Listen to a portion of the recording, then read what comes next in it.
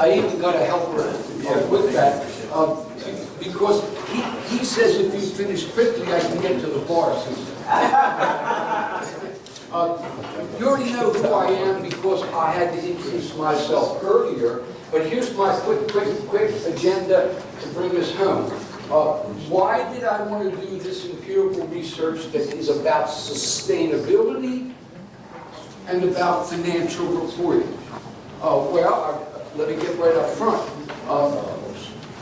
With 2 tracks that I'm going down, I can get 2 papers out. Okay? What is it about? It's about whether in the northeast part of the United States, the Regional Greenhouse Gas Initiative, we call it RGGI, has enhanced the environment by preventing certain levels of pollution. And then my interest as an academic accountant is whether, in fact, that led to better corporate social responsibility reporting. So I'm in 2 levels here. And follow me through. I'll lead you very quickly through the empirical work, what was done and how it was done. This is all about sustainability of the environment in the first instance, and secondarily, I don't like to say it that way, but secondarily about whether firms, public enterprises, tell the story of what they've done in, to, and for the environment. So there are 2 pieces here I want you to follow for the next 5 to 7 minutes. Okay? First of all, the Regional Greenhouse Gas Initiative is at the state level, and it is a cap-and-trade, market-based way of using other than compulsion to force better environmental conditions. Rather than saying you cannot, we put a price on pollution, on carbon footprint, a real price. Unlike the system used in Europe, EU distributes freely carbon permits, pollution permits. The RGGI system was designed to always have a cost attached. But as any good economist will tell you, and we had a great one earlier in presentation, markets need to work. And in order for a market to work, they use an auction. So the market can settle on what the measure here is sort of a funny one if you think about it. It's a metric ton of carbon dioxide equivalent. We don't think about that, but that's exactly the way they measure pollution, the equivalent. Here are the 10 states involved. You may not know them because you're from another place, but you've probably heard the names: Connecticut, Delaware, Massachusetts, Maryland, Maine, New Hampshire, New Jersey. If my little arrow works, New Jersey, right across the river from us here. New Jersey pulled out of the compact. They quit. The governor didn't like it, and so he quit. They've come back in again. New York, right here, tiny little state of Rhode Island and Vermont, well known for having hardly any pollution and a lot of trees. All right. Why do I have 2 dates involved? The system was created in 2009, but 9, 10, and 11 were test periods. There was no sanction for not cleaning up your utility plant. What kind of utility plant? Fuel-fired, only fuel-fired electric generating plants that are relatively large, 25 megawatts of annual, of instant capacity. These are large facilities. And they are fuel-fired. We don't look at For example, dams and hydroelectric power and things of that nature.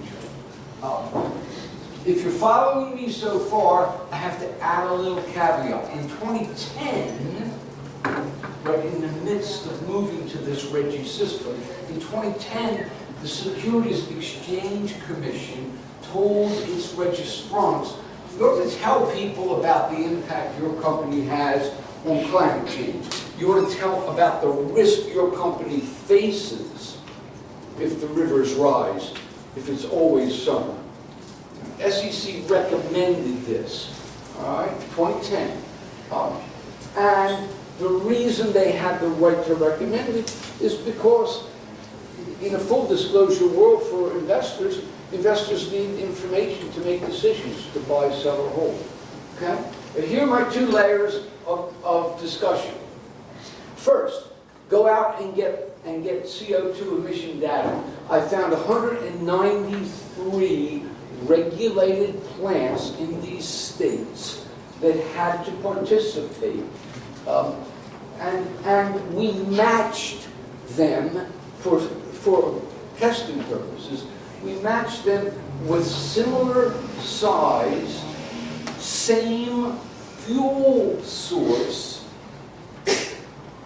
same capacity to generate electricity. But none of those would have been in this Northeast region. They're somewhere else. They're in the United States. They're not regulated. They're not pressed. And in order to see if there were financial disclosures, we pulled all the public firm data from the plants, 193, up to the level of the companies that own the plants. Plants report physical outcomes. Companies, their owners, report financial outcomes. There are 193 plants, both sides, Control Group and the RGGI Group. 17 companies own the 193 plants, publicly held companies. There were more, 24 firms that owned the similar size matched sample. If you're thinking real fast, you're saying, how about a company that owns a controlled plant and a non-controlled plant? One company owns a plant in Massachusetts and also in Arizona. We consider them a RGGI plant. We consider them regulated because some part of their company operations are regulated. And here are the outcomes as quickly as I can get them to you. In the pre-sanction period, the system existed, but no one paid a penalty if they didn't follow the rules. We did independent tests, and there's no significant difference in the decline. All of the plants showed decline over time. Well, hello, this is the Great Recession period of 08 to 11, so demand was lower. So what did you expect to see? But we had hoped we would see some difference between the regulated and non-regulated plants. Then it dawns on you, when does the little kid stop eating cookies that he's not supposed to eat? When mom says, I'll slap your hands.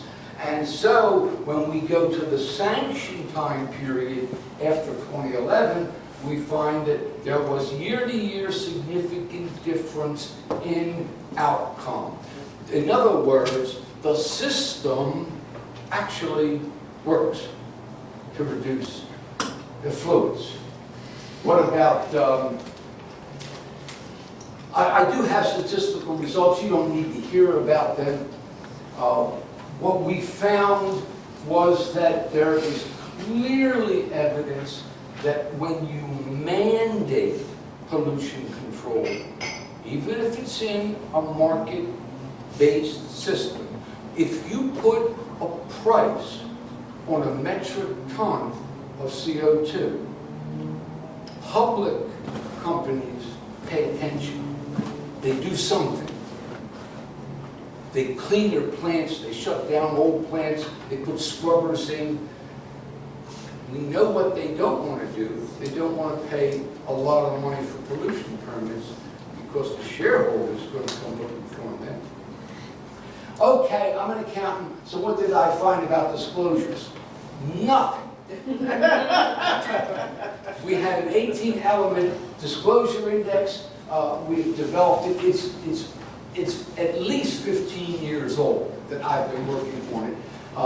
It shows basically the extensiveness of disclosure, and